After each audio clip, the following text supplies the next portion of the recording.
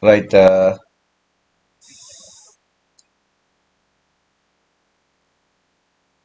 Today our topic is evolution of programming language. Programming languages කොහොමද develop වෙලා තියෙන්නේ? ඒකට සාමාන්‍යයෙන් මේක generation to generation develop වෙච්ච එකක්. අපි first generation එකේ programming languages ගත්තොත් ඒක ගොඩක් related first generation computer එක. ඉතින් ඒ first generation programming languages වල තිබ්බ characteristic විදිහට ඒක machine dependent languages විදිහට අපි සලකනවා. ඊට පස්සේ second generation වලින් පස්සේ from third generation to fifth generation ඒවා ඔක්කොම human related languages. අපිට තේරෙන විදිහට තමයි high level languages නැත්නම් third, fourth and fifth generation language develop වෙලා තියෙන්නේ. ඉතින් අපි history එක ගැන චුට්ටක් කතා කරන්න තමයි ඔය evolution of programming languages ගැන බලන්නේ. right paragraph එකක් ලියන්න.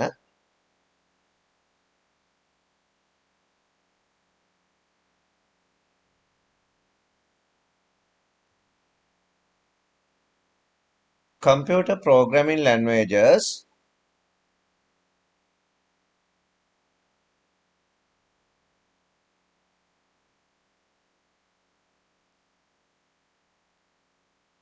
computer programming languages can be classified into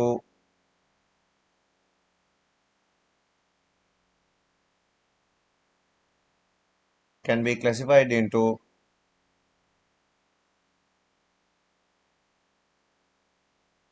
five generations based on their programming techniques.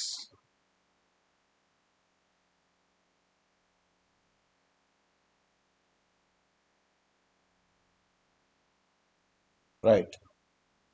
Could First you one, please repeat it? first generation programming language. Within bracket, machine language. දැන් first generation එකේ machine depend programming languages තමයි අපිට වැඩිපුර හම්බ වෙන්නේ. ඉතින් machine depend කියලා කිව්වහම first generation එකේ machine language එකේ 10 කියන data විතරයි තිබුණේ. 10 format එකකින් විතරයි මේවා data ලියන්නේ. ඒතර හැම code එකක්ම completely ලියවිලා තියෙන්න ඕන 10 pattern වලින්, bit pattern වලින් ලියලා තියෙන්න ඕන. read write modification හැම එකක්ම මේක අමාරුයි. ඒ අපිට මේක චුට්ටක්වත් තේරෙන්නේ නැහැනේ. ඒතර මේ method එක තමයි මුල් කාලේ කම්පියුටර් වල පාවිච්චි කරේ. අපි ඒවට කියනවා machine code කියලා. හැබැයි කම්පියුටර් එක පැත්තෙන් ගත්තොත් කම්පියුටර් එකට මේවා directly understandable. ඇයි directly understandable කියන්නේ කම්පියුටර් කියලා language එක නෙමෙයි තියෙන්නේ. ඒතකොට එයාට ඒක එකපාර තේරෙනවා. No need to translate to machine code. ආයි translations මොනවත් ඕන නැහැ. ඉතින් දැන් වෙනකොට මේ languages ගොඩක් වෙනස් වෙලා තියෙන්නේ. අපි ලියාගමු මෙහෙම. Machine language is directly understood by the computer.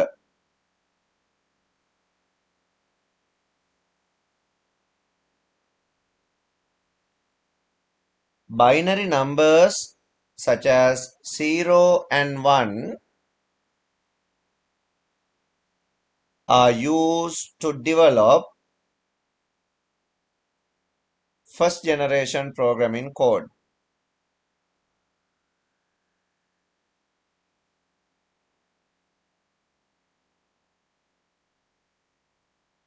No need to translate, comma, difficult to read, write and modify. No need to translate, comma, difficult to read, write and modify.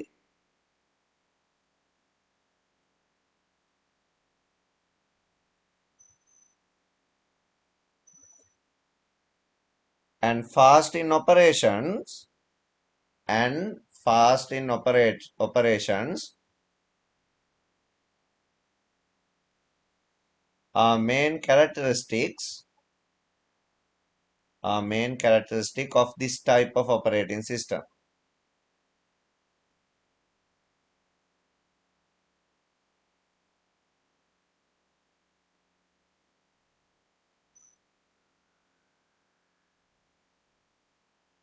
Next one, second generation languages within bracket assembly language. දැන් මේ assembly කියන language එක තව ටිකක් special language එකක් machine code එකත් එක්ක compare කරද්දී දැන් machine code වල තියෙන 10 data users ලට directly understandable නැහැ. user නිකම් බලපු ගමන් කියවන්න බෑ ඒක. ඒ හින්දා තමයි assembly වගේ code එකක් develop කරලා තියෙන්නේ. මේ assembly වලදී ඒගොල්ලෝ පාවිච්චි කරනවා mnemonics කියලා කියන්නේ මේ කෙටි යෙදුම් පාවිච්චි කරනවා.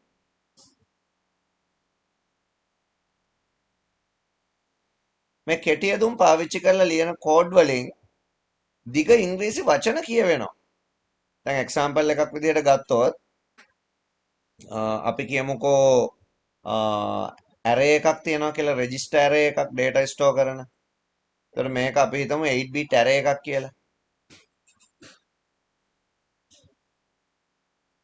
data 8ක් store කරන්න පුළුවන් අපි හිතමු මේ f කියලා array එකක් register එකක්. එතකොට මේකේ index තියෙනවා 0 1 2 3 4 5 6 and 7 කියලා ඔහොම index තියෙනවා. දැන් මට මේකේ 5th bit එක දැන් default තියෙන්නේ ඕක 0 විදිහට default මේවා values තියෙන්නේ 0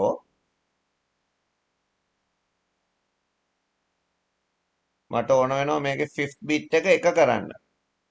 එතකොට මම assembly වලින් code එකක් ලියනවා නම් මම ලියන්නේ bit set in register f, 5th. එතකොට මේ BSF කියන වචනෙන් කියන්නේ bit set in register f. මට කියන්න පුළුවන් bit clear in register f5th. එතකොට බිඳුව වෙනවා. එතකොට assembly code ඔන්නෝමයි ලියන්නේ. කෙටි යෙදුම් වලින්. ඕවා තමයි අර sum, avg, multiplication වලට mul, division වලට div, modulus වලට mod වගේ කෙටි වචන ආවේ ඕක හින්දා තමයි. එතකොට මේ mnemonics code වලින් code ලියන්න පුළුවන් ක්‍රමයක් assembly language එක introduce කරලා දුන්නා. ඉතින් assembly වලින් කවුරු හරි code කරනවා නම් එයා mnemonics දැනගෙන ඉන්න ඕන. කෙටි වචන දැනගෙන ඉන්න ඕන. දැන් මේක 10 තරම් අමාරු නෑ. 10 වලින් code ලියන තරම්ම අමාරු නෑ. ඊට වඩා ලේසියෙන් code ලියන්න මේකෙදි පුළුවන්. 10 ලියන තරම්ම අමාරු නෑ. හරි ඉතින් assembly ටිකක් famous වුණා programming languages ඉගෙන ගන්න අයට. ඒකට අපි ලියමු paragraph එකක්. Assembly language is designed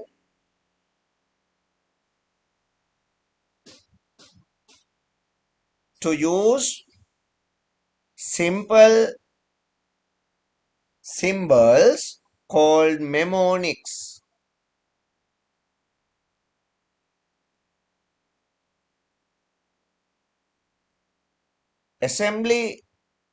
Assembly code execution is slower than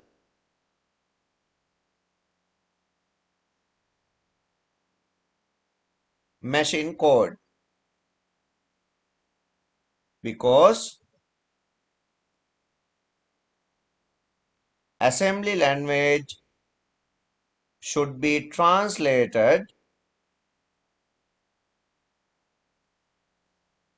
to machine code using language translator. ඒකට සාමාන්‍යයෙන් machine code වලට වඩා assembly code මේ translate වෙන වේගේ අඩුයි. reason එක තමයි translate කරන්න ඕන. machine code no need to translate නේ. එකපාර යනවා computer එකට. එකපාර තේරෙනවා.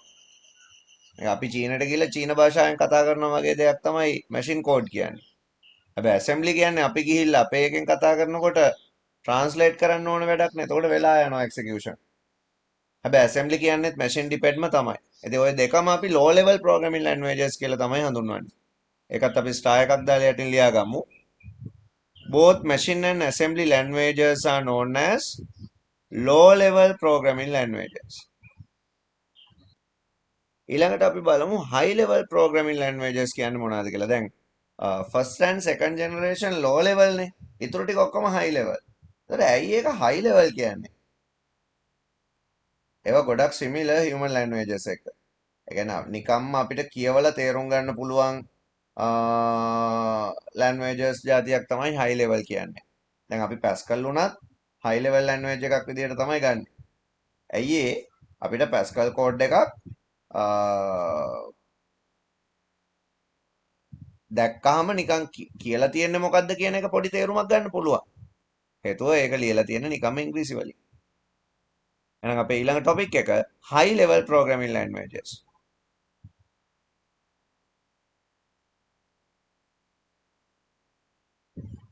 Languages which are designed with simple English words are called high level programming languages. Example, third generation. third generation වලට මේ textbook එකේ තියෙන example ටික ගන්න පුළුවන්. Fortran, Basic, COBOL, Pascal, C ඒ ඔක්කොම third generation. මේවා command line interface තියෙන CLI programming languages කියලා අපිට කියන්න පුළුවන්. third generation එකේ ඒවා. ඒවත් high level. ඊළඟට fourth generation එකේ තමයි තියෙන්නේ Visual Basic, Java, C++, C# වගේ ඒවා. මේවා පාවිච්චි කරනවා අපි GUI design කරන්න, graphical user interface හදන්න පාවිච්චි කරනවා මේ වගේ ඒවා.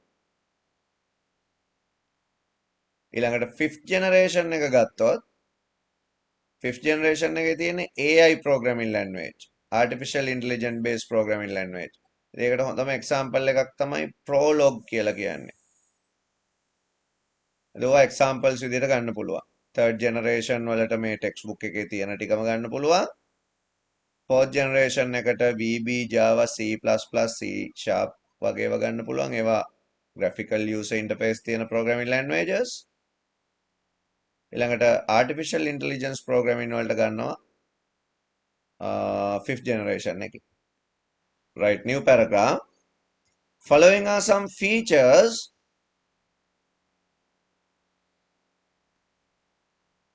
of high level programming languages. Monade features: easy to understand, easy to modify and execute,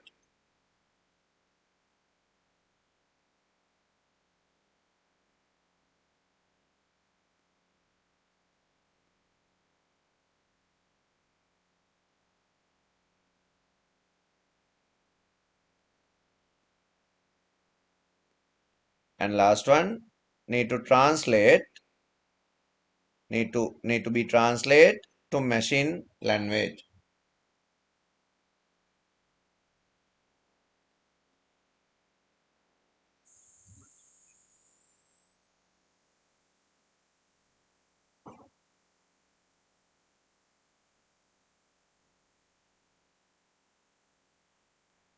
අපි ඊළඟට කතා කරමු translators ලා ගැන. දැන් අපි translation ගැන කතා කරන්නේ ටිකක්.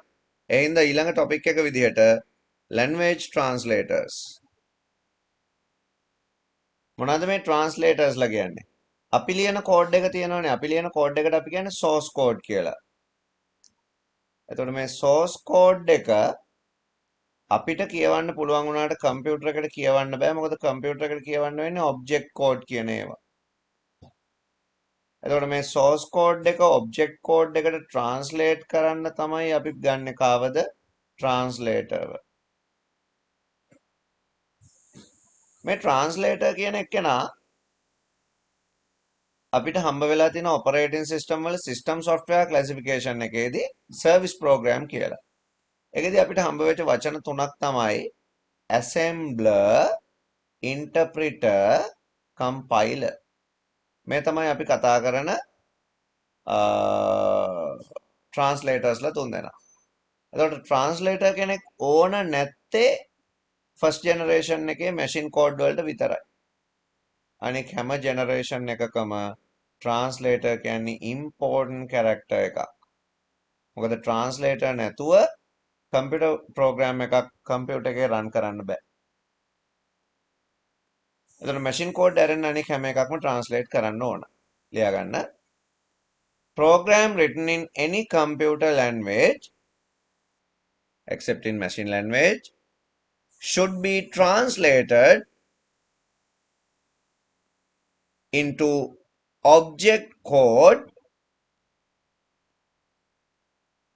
before execution.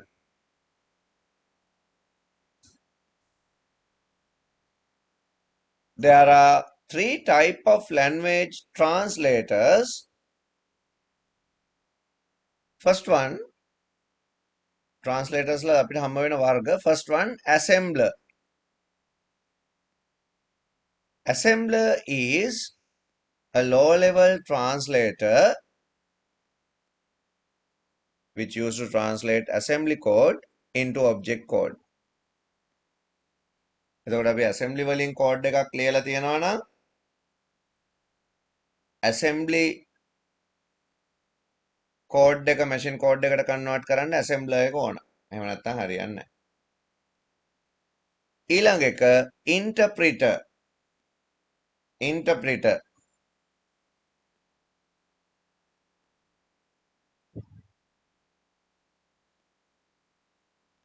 දැන් මේ interpreter එක කියන translator එක high level ඕනම language එකකට ඕනම කියන්නේ හැම language එකකම interpreter නැහැ.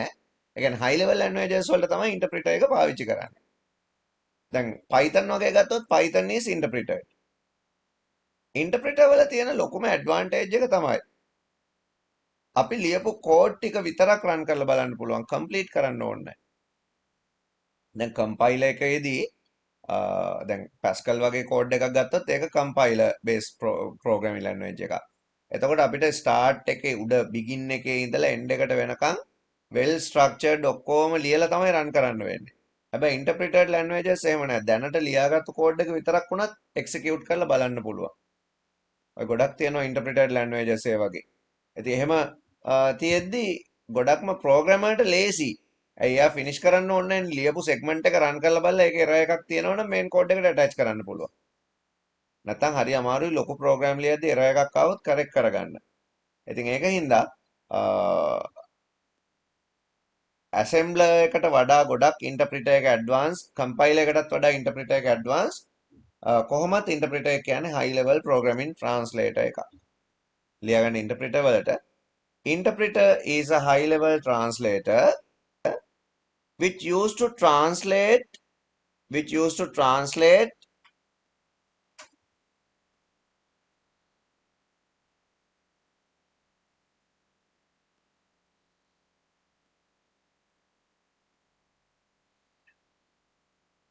which used to translate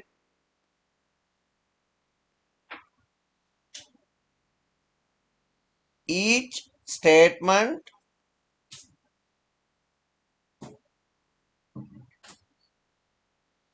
one by one.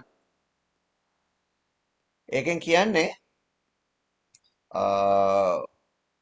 සාමාන්‍යයෙන් මේ ඉන්ටර්ප්‍රිටර් එක අපි ලියලා තියෙන ප්‍රෝග්‍රෑම් එක පේලියෙන් පේලියම තමයි පරිවර්තන කරන්නේ. මෙයා ට්‍රාන්ස්ලේට් කරනවා එක්සිකියුට් කරනවා ට්‍රාන්ස්ලේට් කරනවා එක්සිකියුට් කරනවා. ඉතින් මොකක් හරි එරර් එකක් තිබ්බොත් අතරමඟ අන්න එතකොට ට්‍රාන්ස්ලේට් වෙන එක නවතී.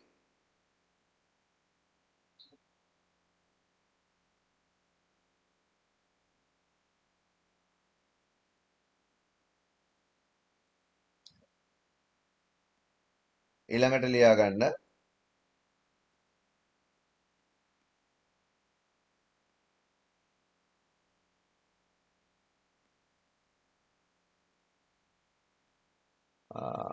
compiler. Compiler.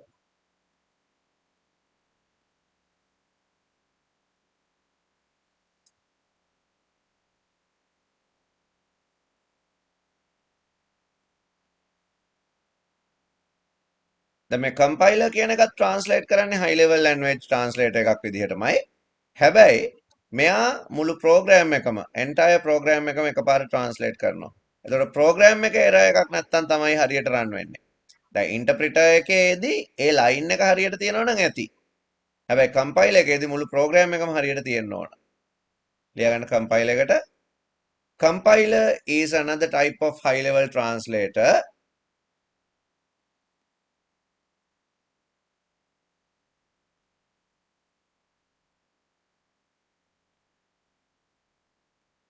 which used to translate the entire program which used to translate the entire program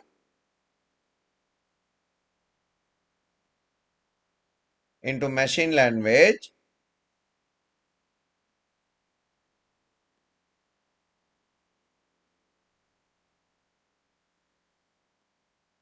before it could be executed.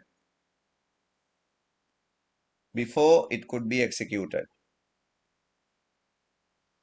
If there are syntax error in the program, it is not be translated and display errors. එතකොට ඒකදී අපිට හම්බ වුණා මේ errors කියලා જાතියක් ගැන. ඉතින් ඒකෙන්ද අපි පොඩි star එකක් දාගෙන errors ටිකත් ලියාගෙන මොනවද කම්පියුටර් ප්‍රෝග්‍රෑමින් වල අපිට හම්බ වෙන errors කියලා. සාමාන්‍යයෙන් කම්පියුටර් ප්‍රෝග්‍රෑම් වලදී අපි error කියන ඒවා හඳුන්වන්නේ bug කියන නමින්. bug එකක් කියලා කියන්නේ error එකක්. එතකොට මේ bugs කියන જાතිය අපිට වැඩිපුර දකින්න හම්බ වෙනවා syntax error හින්දා. ඒ වගේම logical error හින්දා. ඉතින් මේ જાතිය errors හොයාගෙන ඒවා හදනවට අපි කියන්නේ debug කියලා. ඒ දෙකත් ගැන අපි පොඩි note එකක් දාගමු.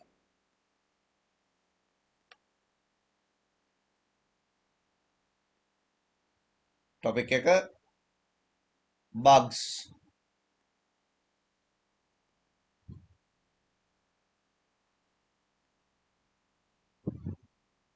A software bug is an error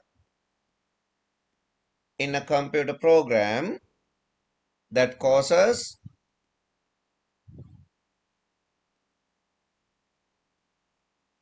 it to produce an incorrect or unexpected result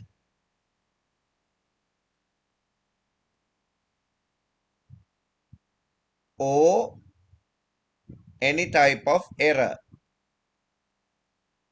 that causes it to produce an incorrect or unexpected result or any type of error. Following are some example for computer programming bugs. First one, syntax error. Syntax error. එකට ලියන්න syntax error is an error in the source code of a program. අපි code එක ලියනකොට code එකේ ඔය comma bracket indentation මේ මොනවා හරි වරද්දලා තියෙනවා නම් case sensitive language එකක් නම් මේ upper and lower cases ඒවා ඔක්කොම හරියට තියෙනවා නම් තමයි syntax error නැහැ කියලා කියන්නේ. ඉතින් ඒවා පොඩි වැරද්දක් හරි තියෙනවා නම් දැන් Pascal වල semicolon එක syntax error එකක් තිබ්බේ නැහැ කියන්නේ. අන්න ඒ වගේ ඒවා. ඒවා syntax error. Next one, logical error.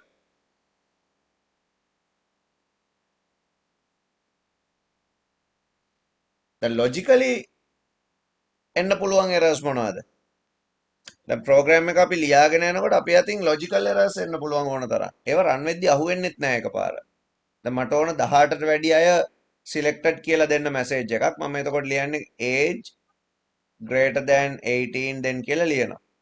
මම ඕක age greater than or equal 18 කියලා ලිව්වහම 18ට වැඩි අය කොහොමත් select කරනවනේ ප්‍රශ්නයක් නැහැ මොකොත්.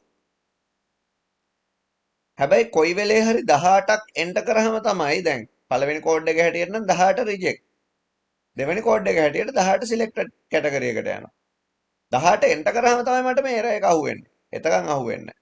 ඉතින් ඔන්න ඔය වගේ වට අපි කියනවා logical error කියලා. logical error එකක් දැක්කම program එක run නොවී තියෙන්නේ නැහැ.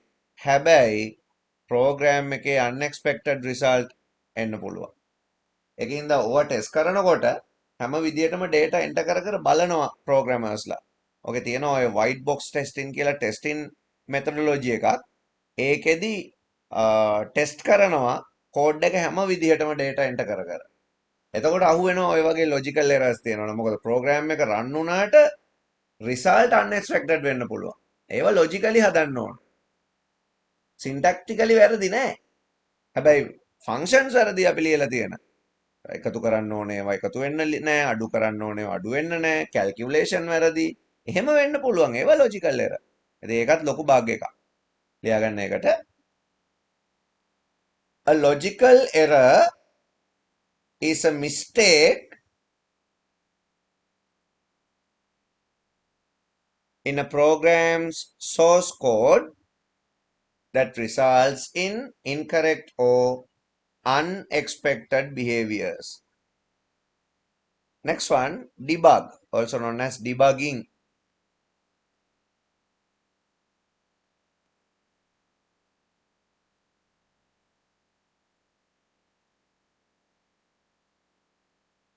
මොකද මේ debugging කියන්නේ? අර කියන bugs resolve කරද්දී අපි ඒකට කියන්නේ debugging කියලා. ඒකට ලියාගන්න debugging is the process of detecting and removing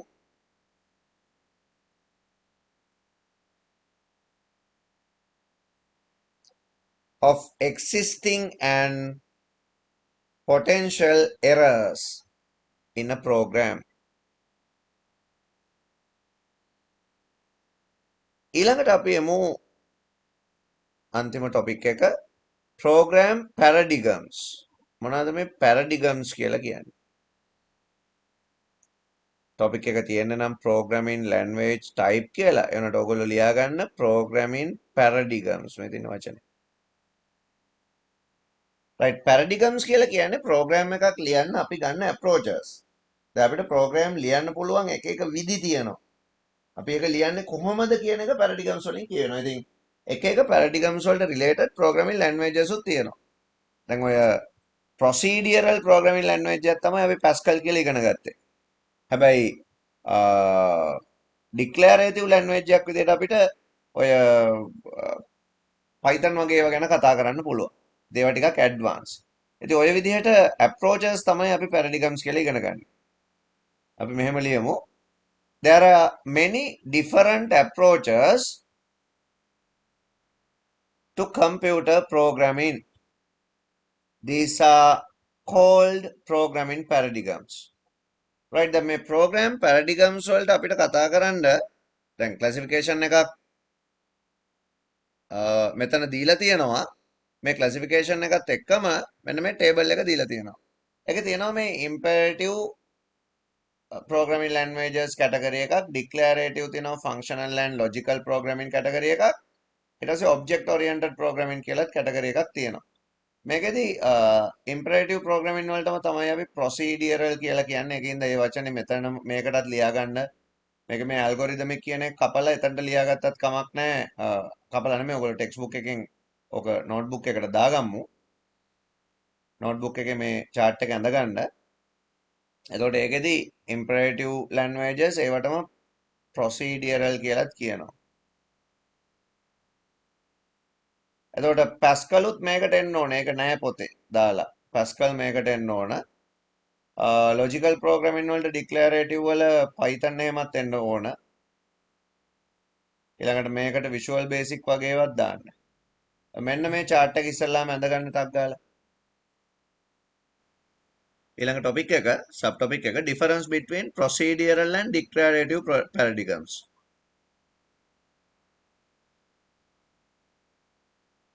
දැන් අපි හිතුවොත් procedural කියන්නේ මෙහෙම වැඩක්. මම කියනවා ඔයගොල්ලෝගේ textbook එකේ තියෙන example එකම අරගෙන කිව්වොත් මම කියනවා cube තුනකට අව එකක් හදන්න ඕන. ඒකෙදි A කියන cube එක ඉස්සල්ලා ගන්න මෙහෙම. ඊට පස්සේ B කියන cube එක අරගෙන ඒක A කියන cube එක උඩින් තියන්න. ඊළඟට මේ B කියන කියුබ් එක උඩින්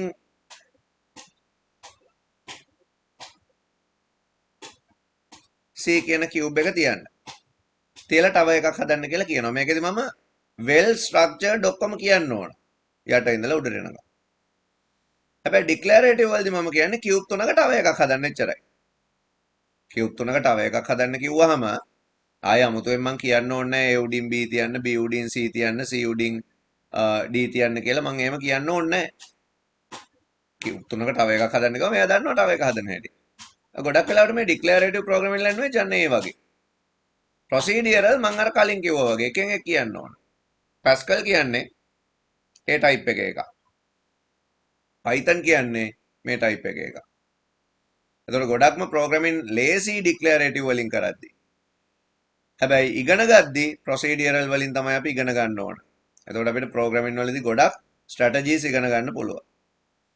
අපි ලියාගමු difference between procedural and declarative programming. A procedural language which consists of a well-structured set of steps and procedures. The Pascal programming has procedure paradigm features. The Pascal programming has procedural paradigm features. Next one අපි declarative programming ගැන බලමු ඊළඟට. A declarative programming programming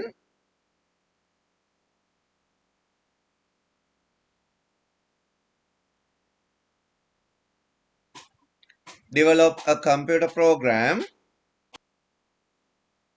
by indicating calculations and logic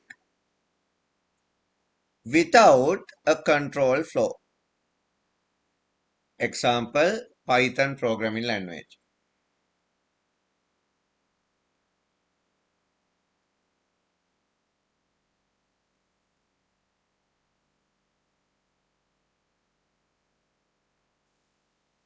Next one is object-oriented paradigms. The object-oriented paradigms කියන්නේ ගොඩක්ම famous එකක්. මොකද ඔය Java වගේ දේවල් object-oriented programming විදිහට තමයි අපි සලකන්නේ. ඒකෙදි ඒගොල්ලෝ පාවිච්චි කරනවා එක procedure එකක් මේ real world task object විදිහට declare කරලා ඊට පස්සේ ඒවට තමයි method කියලා જાතියක් හදන්නේ. method වලින් තමයි code හදන්නේ. එතකොට ඕක ටිකක් ලොකු procedure එකක් ඇත්තටම object oriented කියන එක. ඕගොල්ලෝ නිකන් දැනගෙන තියාගත්තාම ඇති object oriented කියන්නේ මොකද්ද කියලා. එතකොට මේ හැම object එකක්ම වෙනම declare කරගන්නවා object එකට related method එකකින්. එතකොට මේ method අපි coding වලින් ලියන්න ඕන. හරිද? ඒ විදිහට classes ලියන්න ඕන. ගොඩක් වැඩ තියෙනවා object oriented programming වලදී. ඒකින්ද object oriented programming තමයි ටිකක් අමාරු modern programming languages වලින්. declarative හරි lazy. හරි ඉතින් object oriented programming කියන જાතිය අපිට පාවිච්චි කරන්න පුළුවන් ලොකු ඔය අපි කියන real world task වලට ඔය library information system, student management system ඒ ඕන දෙයකට අපිට පුළුවන් object oriented programming කියන જાතිය පාවිච්චි කරන්න. ලියා ගන්න මෙහෙම. Object oriented programming based on the concept of object. Objects consist of data and methods.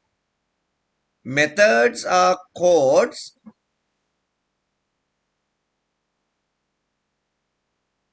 that are in the form of procedures that handle data. Methods are code that are in the form of procedure that handle data. Example Java කියලා ලියා ගන්න. ඉතින් object oriented වලට අපිට එහෙමයි කතා කරන්න වෙන්නේ.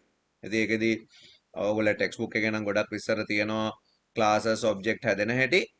ඉතින් එච්චර ලොකුවට අපි බලන්න ඕනේ නැහැ. නිකන් අයිඩියා එකක් ගත්තාම ඇති ඔබ්ජෙක්ට් ඔරියන්ටඩ් වලයි ප්‍රොසීඩියරල් වලයි වෙනස. ප්‍රොසීඩියර් වල ඇත්තටම අර අපි කිව්වේ මේ ෆ්ලෝ කන්ට්‍රෝල් එකක් තියෙන හැම වෙලාවෙම. ස්ටෙප් බයි ස්ටෙප් ෆ්ලෝ කන්ට්‍රෝල් එකක් තියෙන්නේ.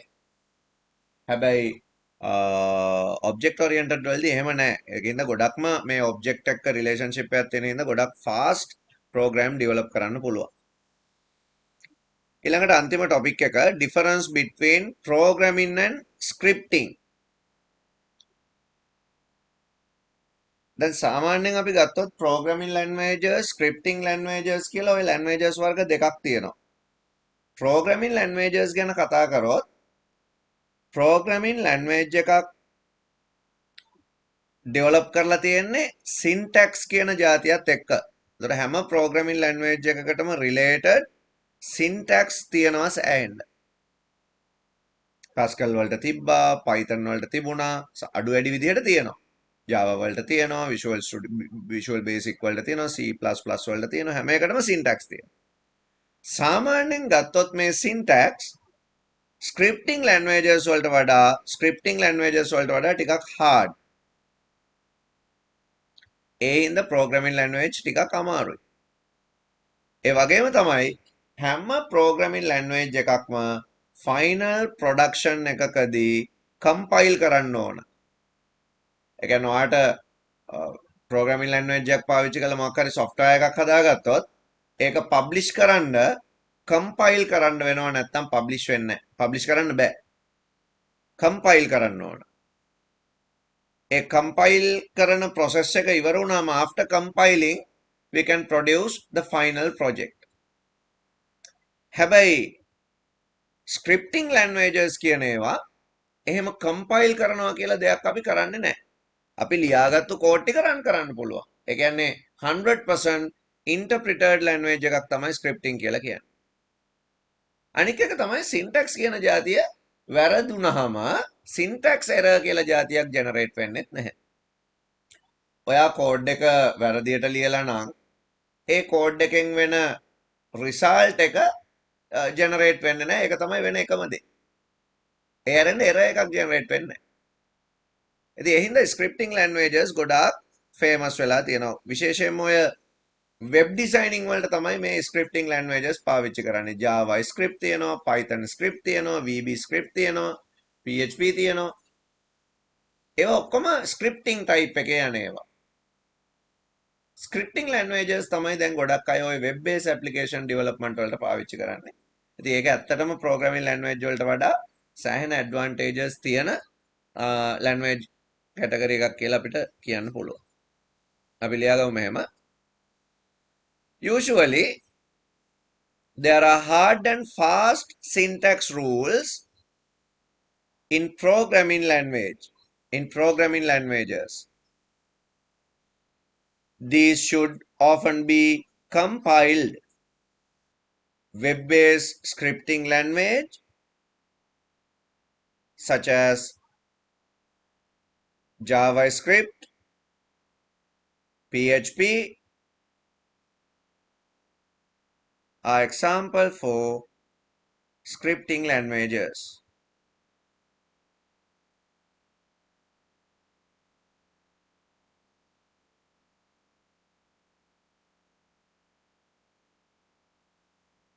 ගොඩක්ම web based application develop කරද්දි තමයි scripting පාවිච්චි කරන්නේ. stand alone application develop කරද්දි programming languages පාවිච්චි කරනවා. ඒතර web based programming languages කියලා වෙන තව languages ඕන තරම් තියෙනවා. ඒ වුණාට වැඩිපුරම scripting language වලින් තමයි web designing වෙන්නේ. අපි web වලින් ඒ කියන්නේ web page එකක් හදලා script එකක් ලියලා run කරාම script එකේ error එකක් තියෙනවා නම් ඒකේ expected output එක එන්නේ නැහැ. එතකොට අපි දැනගන්නවා මේක error එකක් තියෙනවා කියලා අපි error හොයලා ඉතින් දැන් මේ scripting ලියන්නත් ඕන කරන third party software application තියෙනවා. ඒවා run කරද්දි නම් line number එකත් එක්කම error එක හොයන්න පුළුවන්. අපි ඉතින් ඒක අපේ වෙබ් පාඩමේදී බලමු වැඩිපුර ඒ කෝඩ් ලියවෙන්නේ කොහොමද කියලා. ඉතින් ওই විදිහට තමයි අපිට programming lesson එක ඉවර කරන්න වෙන්නේ.